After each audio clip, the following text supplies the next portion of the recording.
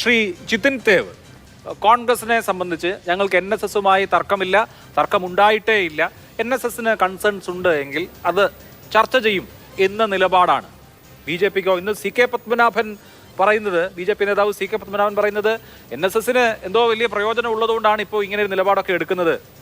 നേതൃത്വം പറഞ്ഞാൽ അങ്ങനെ കേൾക്കുന്ന അനുയായികളൊന്നുമല്ല എന്നാണ്. NSSനോ അതിന്റെ ജനറൽ സെക്രട്ടറിക്കോ എന്തോ പ്രത്യേക താല്പര്യം ഉള്ളതുകൊണ്ട് അല്ലെങ്കിൽ എന്തോ പ്രയോജനം കിട്ടുന്നത് കൊണ്ട് ഇപ്പൊ ഇങ്ങനെ ഒരു നിലപാടെടുത്തു എന്ന് ആരോപിക്കാൻ കാരണം എന്താണ്? അല്ല, അതിനെ അങ്ങനെയല്ല വ്യാഖ്യാനിക്കേണ്ടത്, അത് അങ്ങയുടെ വ്യാഖ്യാനമാണ്.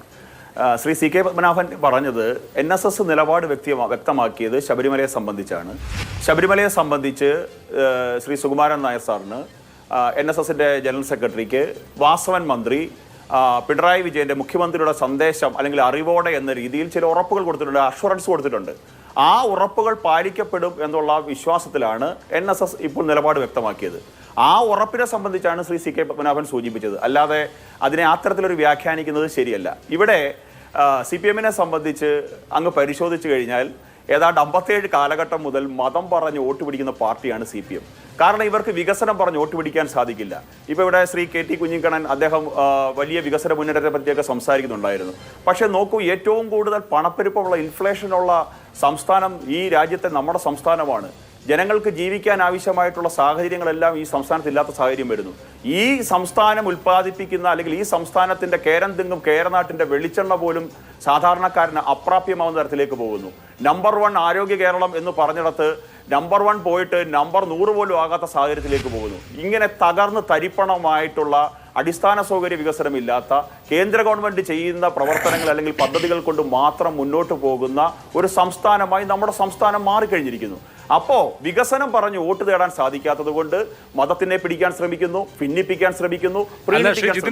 BJPയെ സംബന്ധിച്ച് അവർ മതത്തെ പിടിക്കോ പിടിക്കാതിരിക്കോ അത് നമുക്ക് ചർച്ച ചെയ്യാം. പക്ഷെ സാമൂഹ്യ സംഘടനകൾ, ഇപ്പോൾ BDJS NDAയുടെ ഘടകകക്ഷിയാണ്. SNDP യോഗത്തിന്റെ ആഭിമുഖ്യത്തിലുള്ള രാഷ്ട്രീയ കക്ഷിയാണല്ലോ BDJS.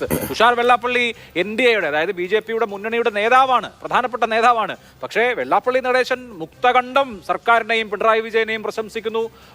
പിണറായി വിജയന്റെ കൂടെ ഒരു തേരാളിയെ പോലെ കൂടെ നടക്കുന്നു. NSS ഇതാ സർക്കാരിനെ പുകഴ്ത്തുന്നു.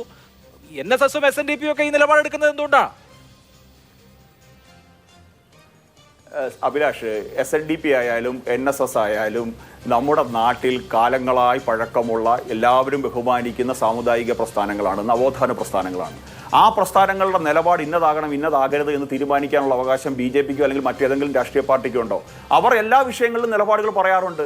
ആ നിലപാടുകൾ സമൂഹം അംഗീകരിക്കുന്ന നിലപാടുകളായി മാറാറുണ്ട്. ചില നിലപാടുകൾ, അത്തരത്തിൽ വരുന്ന നിലപാടുകൾ ഈ പറയുന്നതുപോലെ പൊതുസമൂഹത്തിന്റെ അംഗീകാരം കിട്ടാത്ത നിലപാടുകളുണ്ട്. അപ്പം അതുകൊണ്ട് ആ നിലപാടുകളെ ചോദ്യം ചെയ്യാനൊന്നും BJP ആഗ്രഹിക്കുന്നില്ല. NSSന് നിലപാട് പറയാനുള്ള എല്ലാ സ്വാതന്ത്ര്യമുണ്ട്. SNDPക്ക് SNDPയുടെ നിലപാട് പറയാനുള്ള എല്ലാ സ്വാതന്ത്ര്യമുണ്ട്. KPMSന് അവരുടെ നിലപാട് പറയാനുള്ള എല്ലാ സ്വാതന്ത്ര്യമുണ്ട്. എല്ലാ ഹൈന്ദവ അല്ലെങ്കിൽ മത സാമുദായിക സംഘടനകൾക്കും അവരവരുടെ നിലപാട് പറയാം. അതിനകത്ത് ഇന്നത് പറയണം ഇന്നത് പറയണ്ട എന്ന് പറയാൻ BJPക്ക് സാധിക്കില്ല. ഞങ്ങൾക്ക് അനുകൂലമായിട്ട് പറഞ്ഞില്ലെങ്കിൽ ഞങ്ങൾ മാടമ്പി എന്നും നികൃഷ്ടജീവി എന്നൊന്നും വിളിക്കാറില്ല. ഞങ്ങൾക്ക് എന്നും അന്നും ഇന്നും ഈ പറഞ്ഞ സാമുദായിക സംഘടനാ നേതാക്കന്മാരോടും സംഘടനകളോടും ആദരവ് മാത്രമേ ഉള്ളൂ, ബഹുമാനം മാത്രമേ ഉള്ളൂ. അപ്പൊ ഇതിനകത്ത് കാണേണ്ടുന്നത് CPMന്റെ ഇരട്ടത്താപ്പാണ്. കാരണം അവർക്ക് വോട്ട് പിടിക്കാൻ വേറെ മാർഗമില്ല.